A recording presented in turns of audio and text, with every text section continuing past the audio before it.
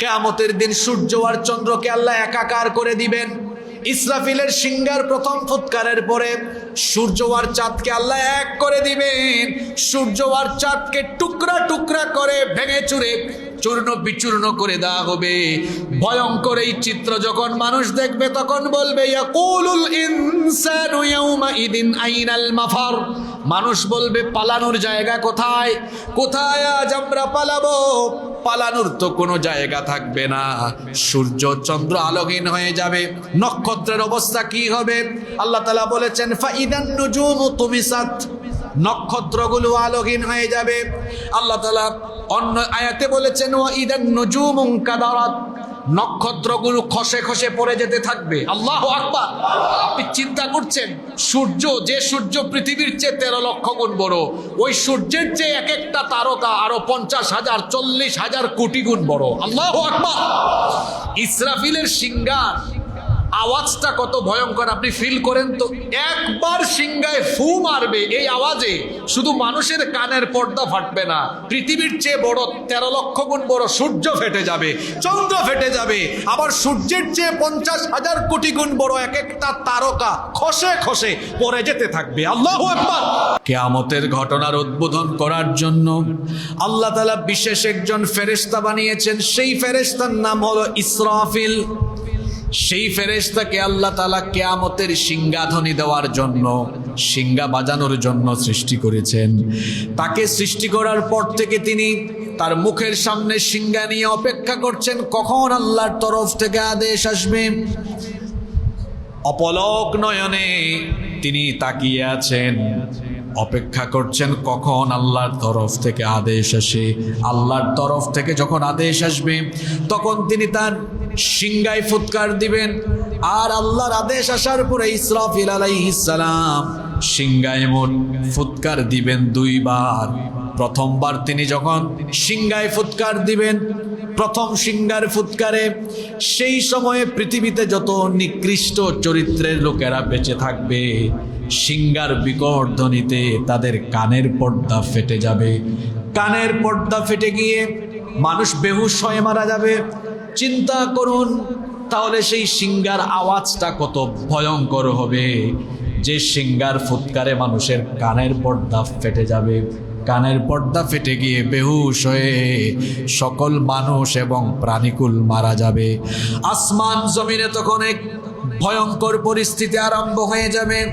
রব্বুল আলামিন কোরআনুল কারীমের 39 নম্বর সূরা সূরাতুজ জুমারের 68 নম্বর আয়াতে সেই চিত্র এভাবে তুলে ধরেছেন ওয়া নুফিখা ফিস সূরি ফাসাইকা মান ফিস সামাওয়াতি ওয়া মান ফিল আরদি ইল্লা মান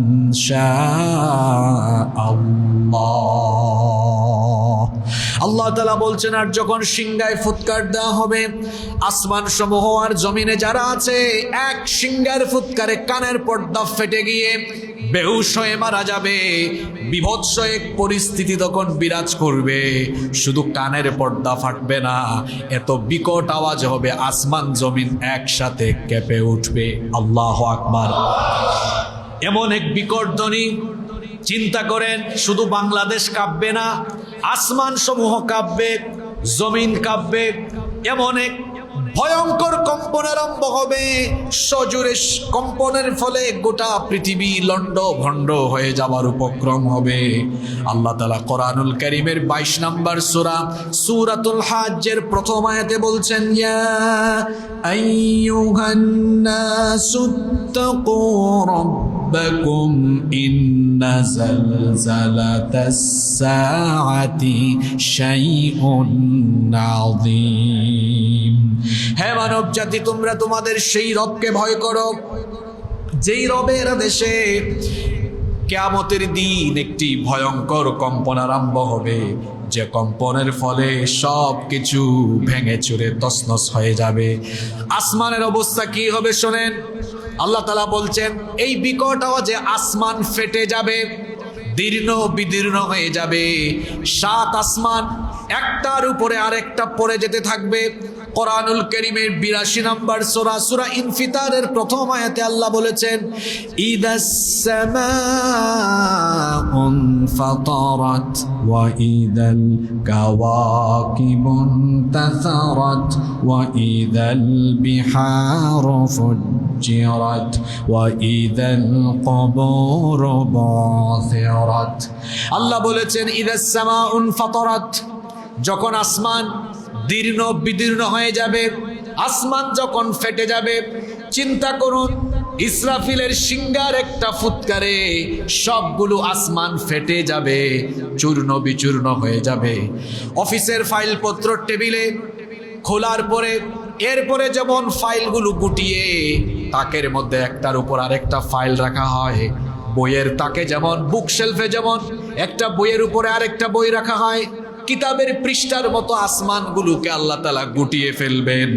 আল্লাহ তাআলা কোরআনুল কারীমের 21 নম্বর সূরা সূরাতুল আম্বিয়া এর 104 নম্বর আয়াতে বলেছেন, ইয়াউমা নাতমিস সামাআ কাতাইয়িস সিজিল্লি লিল কুতুব, কিতাবের পৃষ্ঠার মতো আসমানকে আল্লাহ গুটিয়ে ফেলবেন। আসমানে থাকা সূর্য চন্দ্র নক্ষত্রগুলো কিভাবে ধ্বংস হয়ে যাবে শোনেন। যে সূর্যের আলো, যে সূর্যের তাপমাত্রায় আমরা কয়েকদিন ধরে দিশেহারা হয়ে আছি, এই সূর্যের কোনো আলো থাকবে না। ইসরাফিলের সিংহার ফুৎকারে সূর্য ফেটে যাবে, সূর্য আলোহীন হয়ে যাবে, সূর্য নিষ্প্রভ হয়ে যাবে।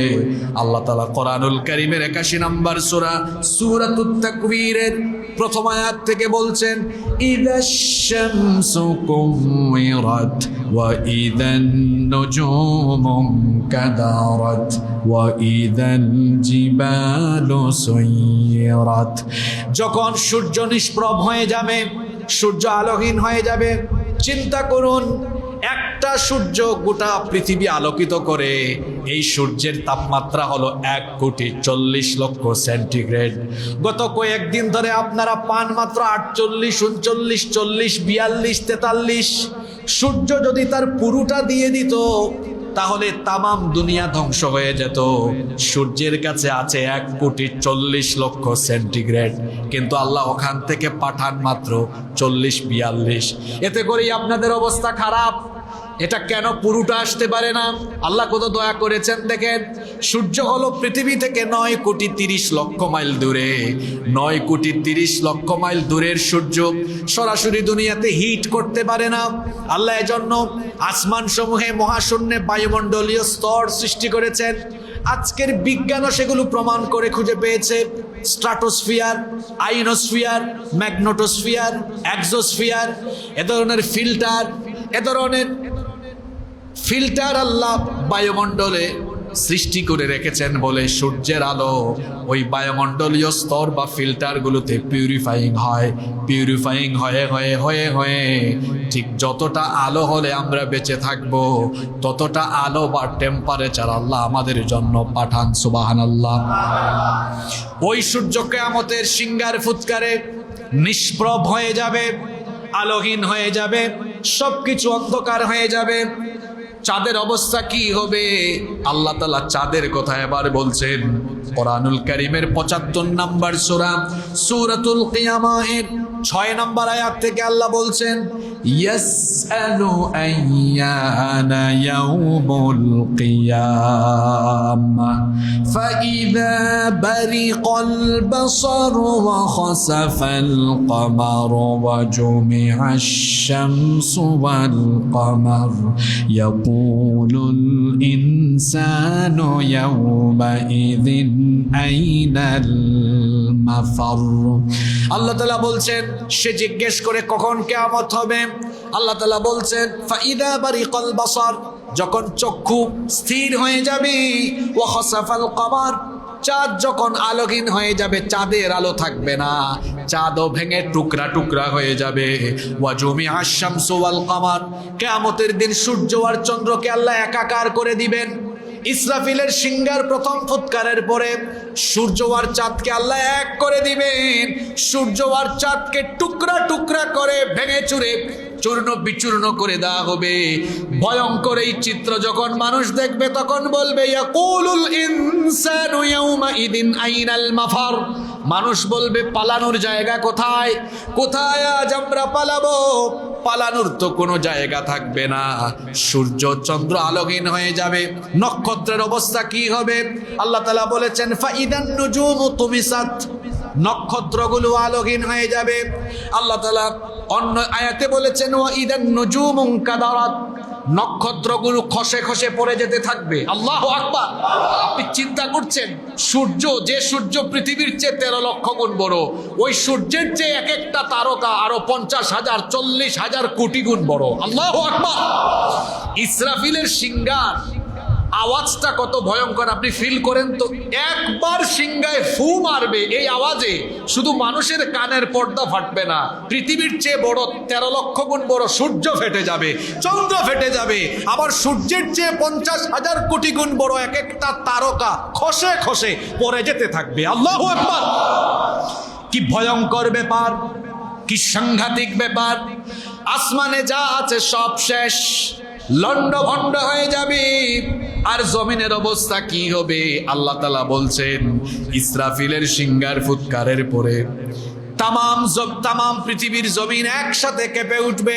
আল্লাহ তাআলা বলছেন ইযা যুলজিলাতিল আরদু জিলজালাহা ওয়া আখরাজাতিল আরদু আসকালাহা।